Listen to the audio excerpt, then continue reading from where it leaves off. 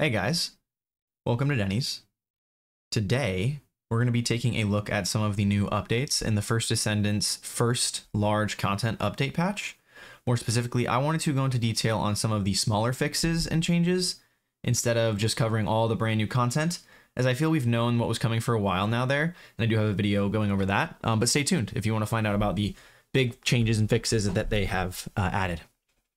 Before we get into the video, guys, remember to leave a like if I helped you in any way, comment any feedback you have for me down below in the comment section, and subscribe only if you feel that I've earned it. If not, next time I will, so keep up to date with the channel. And remember guys, I am live on Twitch every single day, so come stop by, say hello. I absolutely love hanging out with all you guys and gaming. And don't forget about the community Discord we launched as well. All links are in the description below. Without further ado, let's get right into it. Remember to use the timestamps and video chapters as you see fit. First things first, I wanted to save this for last, but I just cannot hold off on this one, guys. We're going to go over what the game director has to say about drop rates, disposing of leftover items, as well as supporting build diversity. So I will summarize all of his thoughts on this as quick as I can, guys, but basically what we've got is this. They are looking to create a system where you can get a 100% drop rate on a pattern, item, blueprint, whatever that you need, after repeating the activity a specific number of times. Now guys, this is called bad luck protection. A lot of games have this. I know a lot of you guys know what bad luck protection is, but if you're new to bad luck protection, it is a very good thing. Obviously, it's in the wording, right? It is a very, very, very good thing. This change is absolutely insane, and I know that the community will rejoice because a lot of people have been complaining about the drop rates, and I think this is probably one of the biggest changes they can do. And this isn't a change happening now, but it's something they're looking into doing, which is just amazing. So next up, we've got the disposing of additional items that you've gathered up with absolutely no use. They're saying that they're going to be creating a rotating shop, basically, and you can dismantle these duplicates like the 72 Kyle spiral blueprints that I have into a specific currency, and that currency will be used to purchase things of value from this rotating shop. This is fantastic news. This proves that they are literally listening to most of the big things that are on people's mind, and I think this is a very, very welcome change. Absolutely. And I think a lot of people will agree with me on that. And then the last thing I want to go over about the director's statement, and then we will head into the smaller changes that caught my eye.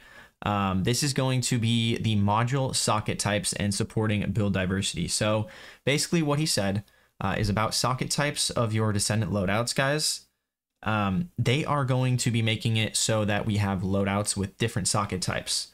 This is insane. This makes it so you don't just have to have a farming bunny or a bossing bunny or a bossing only lepic. With all the sockets fixed, right?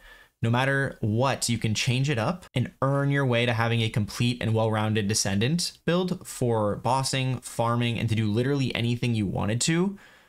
Theoretically, you know, because you can add different loadouts, you could have 5 different builds with completely different socket setups, right? So that's insane. This is so crazy to me that they're like so quickly to address this stuff and just get right to it. Obviously, we don't have it yet, but this is a good idea that we're gonna have it soon. So this is just incredible, absolutely incredible. But now we are going to get into some of the smaller but relatively big changes throughout the fixes section. And starting it off with a buff to Thunder Cage, well, relatively speaking at least, basically what we have is a bug where Thunder Cage would do quite an unintentional, substantial amount of damage if enough mobs were bunched up. Now we're seeing them fix that and just buffing the Thunder Cage explosion damage from 1.33, repeating of course, times to 2 times. A nice change, and this shows that whenever a bug kind of makes something OP, they don't just go and shut down whatever weapon or item was broken. Instead, they fix the bug and send their buffs so that the weapon or item isn't absolutely unusable. I seriously wish other developers of other games, bungie, would take this approach. It's the opposite of lazy, and it makes me support this game even more when small things like this happen. This is truly very underrated. Well, it won't be underrated to a lot of people that play this game because, you know, they're going to be freaking out over it like I am most likely. But anyway.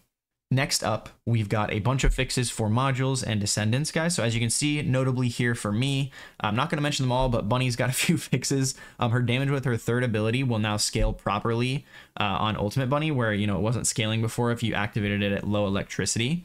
Also, her evolution skin will now gain progress when she's using the high voltage mod or any modification mod for that matter. All things I love to see because these are what was hindering my bunny gameplay the most. I was, I've got the evolution skin, and I just finished up farming out ultimate bunny. So yeah. Next up, with some more buffs, they've made it so encrypted vaults have a guaranteed spawn rate in all locations, bar Kingston. So massive buffs to farming Kuiper and research materials, and a most welcome change. Absolutely. This, I mean, obviously not a really big deal. We were able to find these guys pretty easily, but this is just going to make it that much easier. So they've also buffed void shards from the special operation missions by 7-fold, which was absolutely necessary. And even with such a large buff, obviously it's still going to be more efficient to just farm the actual void shard missions. But this is a welcome change, just because with these missions, you're now efficiently farming so many different resources in the game. It's just going to feel really good to do them. Yeah, you're just getting so many different resources, right? So it's just going to feel really, really good. And next up, we've got probably the biggest and most sleeper change so far in the game's update history, guys. Get ready, because they have balanced sound levels for shield destruction notifications and other things like material research, result windows, and whatnot. This is absolutely needed. Thank goodness they've done this. Oh my word. But a few more small improvements that caught my eye and are honestly things that I have been crying a bit about. They've added a feature to collect all items from the mailbox with one button. That definitely beats spam clicking from the bottom of the menu or just spam clicking all around for sure.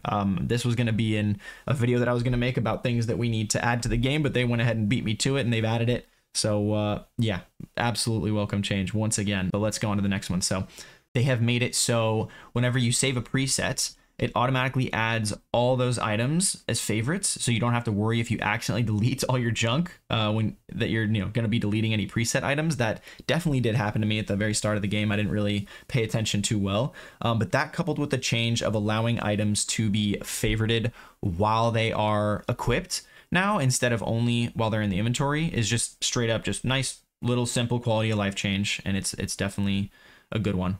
And as final coverage, guys, I wanted to go into the specifics of the Descendants and weapon buffs, because we knew these were coming, but I'm sure you all want to know exactly how they've been buffed, the numbers specifically and everything, and if we've got any crazy meta changes incoming with these buffs. So starting things off with the Descendants, and specifically Freyna, we've got an increased poison contagion range of her room 0 trauma from a 4-meter radius to a 7-meter radius. This is a 175% buff.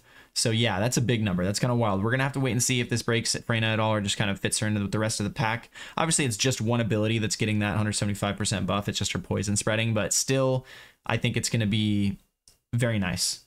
And then next up, we've got Valby's scaling range of her abilities. They were buffed from 200% to 250%, so you can get a bit more range out of all her range scaled abilities. I do believe it's going to get quite wet out there on the floor, and all of us will significantly enjoy seeing more Valby played, right? Valby over Bunny, am I right, guys? No? Yes? Okay, anyway. Follow that up with the same exact change to Blair's abilities, a 50% increase in scaling range potential, so just a bit more radius for him to work with. Sadly, I truly do not believe this will make any difference to Blair. I mean, it'll obviously, his range is going to be nice, but I don't think it's going to be an incredible amount. I just think it's a nice quality of life change. We definitely need more Blair buffs. I need his Spirit Bomb to be literally one-shotting bosses, please. Okay, not really, but like buff it, ideally. We've also got some changes to VS's Blizzard ability and a specific mod, so it'll no longer have any delay. It'll just be instant when using the Glacial Cloud module. So yeah, that's a nice little change. And now we are going to finish up the video with the specific weapon buffs that we see coming into play here. So first up, we've got a giant buff to Enduring Legacy's critical hit damage from 1.7x to 2.3x. That's a 0.5 increase. That's kind of wild. This gun was already pretty good. We'll have to wait and see if everyone starts using this gun by next week or what the deal is going to be. But that's a pretty big, pretty substantial buff to the crit damage. And then follow that buff up with a buff to Secret Garden's critical hit rate all the way to 50% from a base of 35%. That's a 15% increase, guys. Just a giant increase. Probably going to be going for Secret Garden a bit more. Not gonna lie, there was also a 0.4x increase in the base critical hit damage modifier, going from 1.85 to 2.25x, which is really nice. And then Lastly, as far as the weapon buffs, we've got an increase on Zestra's Devotion. The critical hit rate at the base level has gone from 36% to 45%, and the critical hit damage from 2x to 2.25x, so a 0.25x increase. This gun will also see some more play, surely, now that obviously it was a gun that didn't really feel like it needed buffs. I think what they're doing is trying to even the playing field a bit compared to some of the Descendant ability builds we've been seeing. Hopefully we start to see some more guns shine after they do this, and I'm sure that they're going to be buffing more guns, because obviously these guns were like already, like, people use these guns already. I don't even want to talk about some of the other guns like Kingsguard Lance and like other ultimate guns that just don't do damage right now. Obviously that's probably going to come with time, or maybe builds, we'll see. But yeah, hopefully we start to see some more guns shine for sure. But other than that, guys, that has been the video. I seriously appreciate it if you made it this far into the video. It is very rare, so massive shouts out to you guys. And then other than that, I hope you guys have a great rest of your day. Enjoy the grind in the first Descendant. And I'm out of here, boys. I'm out of here, ladies and gentlemen. Peace out. Goodbye.